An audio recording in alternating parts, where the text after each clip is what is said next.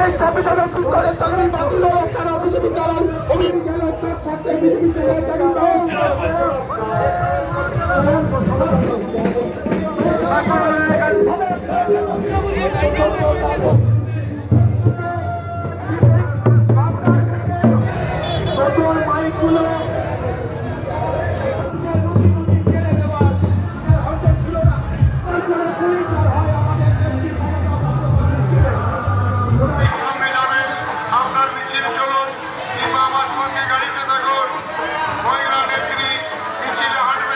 যোগদান করার আবেদন করব, কারণ মাননীয় মুখ্যমন্ত্রী বলেছেন আমার চ্যালেঞ্জ থাকলো আমি চাকরিজীবীদের পাশে থাকব, শেষ পর্যন্ত থাকব।